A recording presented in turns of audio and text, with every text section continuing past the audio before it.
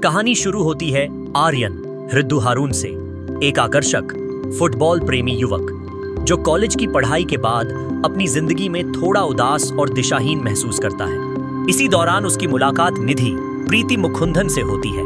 निधि एक संकोची तमिल लड़की है जो अपने परिवार और समाज की सख्त पाबंदियों में बंधी हुई है। शुरू में उनके बीच हल्की फुल्की नोकझोंक और दोस्ती पनपती है।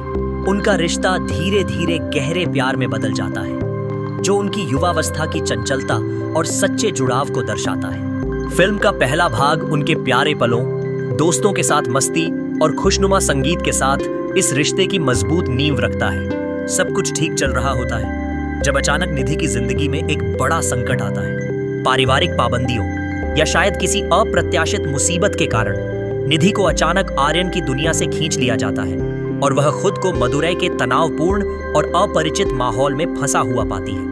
यह घटना फिल्म को एक रोमांटिक कॉमेडी से एक्शन थ्रिलर में बदल देती है। आर्यन, जो अब तक एक साधारण प्रेमी था, इस अलगाव को स्वीकार करने से इनकार कर देता है।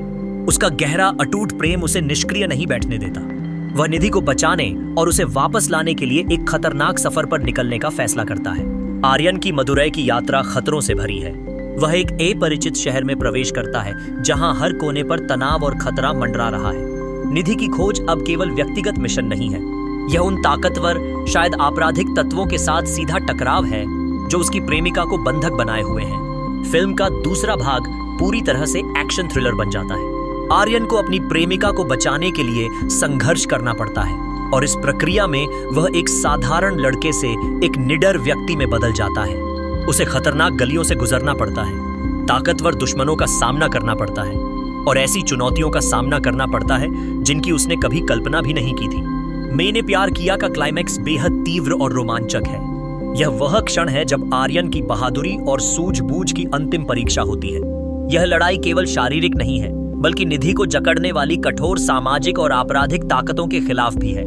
एक्शन सीक्वेंस बेहतरीन ढंग से फिल्माए गए हैं जो उनके भावनात्मक जुड़ाव के साथ पूरी तरह से मेल खाते हैं। फिल्म का अंतिम लक्ष्य यह साबित करना है कि सच्चा प्यार सभी तरह की बाधाओं को पार कर सकता है।